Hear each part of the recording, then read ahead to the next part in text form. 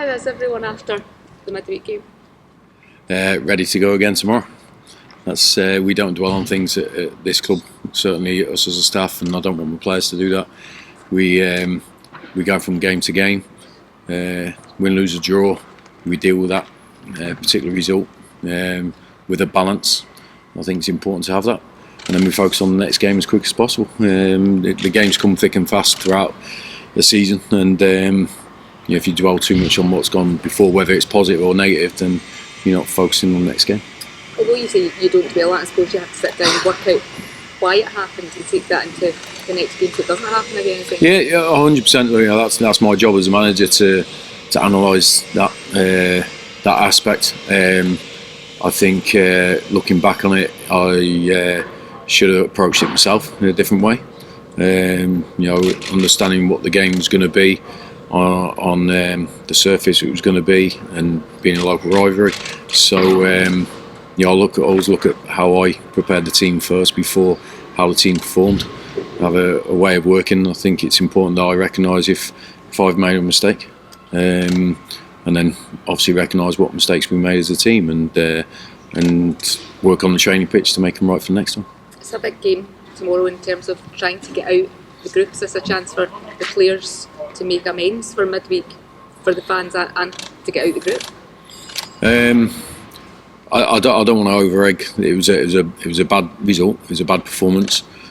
We didn't kill anyone, so we've just got to keep it in perspective. We want to win tomorrow's game for every other reason that we always try to win a game, to validate the work that we put in week to week, every day. The responsibility we have of representing Motherwell, the supporters, our teammates, our families, all those stakeholders in our careers, and we take those responsibilities seriously.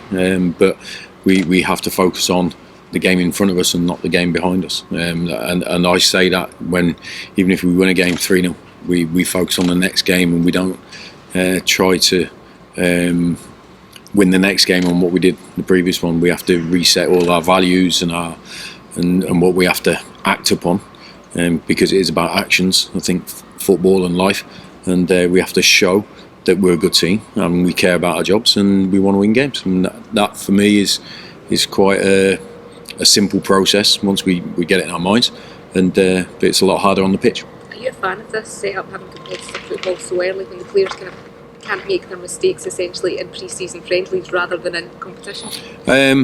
For me, and I've heard other managers talking about this, pre-season is about preparing your team for a full season, and with that you share the workload through games. So you build players up from 30 minutes to 45 to 60, 75, 90. It's impossible to do that when the pressure is on to win games. We've played the same two centre halves in every game for 90 minutes, and that's putting them at risk of injury. But we are where we are because of a lack of squad depth at the moment. And I've heard other managers talk about it. Certainly, I think it was Dick Campbell, I think, if I'm not mistaken, talking about that clubs at that level can't even play trialists in the games and stuff like that, so they have to have the squad in place. It's impossible. It's impossible to do that. So you're putting too much pressure on a smaller group of players to play these games week in, week out. And I could understand the principle behind it, and this is. And I thought this before Wednesday, just to make everyone clear, I'm not making any excuses, but even if it was every week, once a week, it'd be good. But every 3 days I think it's too much, to be honest, personally. But look, we come up with the challenges come to us, and we hit them head on. We don't shy away from it. So I'm not, please don't be mistaken, I'm making an excuse for this, but I think it's too much too soon for smaller squads. So it hurts the smaller teams. How is the squad looking for tomorrow? I think we've lost Dean Cornelius from Wednesday. Unfortunately, he hurt his knee.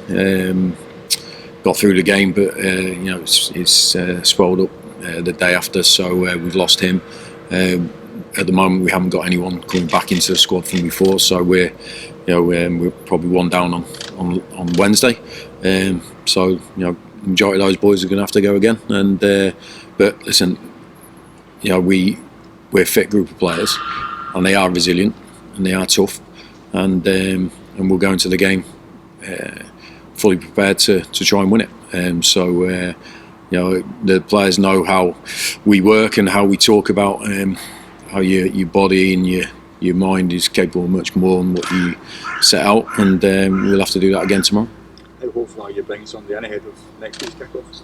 I thought you were going to say tomorrow then. I thought no chance, but before next week we hope to have at least 2 more players in, which will certainly strengthen us, the players in mind that we're talking about, and they'll be brilliant additions to the squad, and they'll improve us, and we just need to get them in as soon as possible, really, to give us that full week before the big kick-off in the league, and hopefully they'll be with us ASAP, and then we'll have to see if they're ready to play games, because I don't think at the moment they've played any pre-season games at their other clubs, so we'll see how we go with that.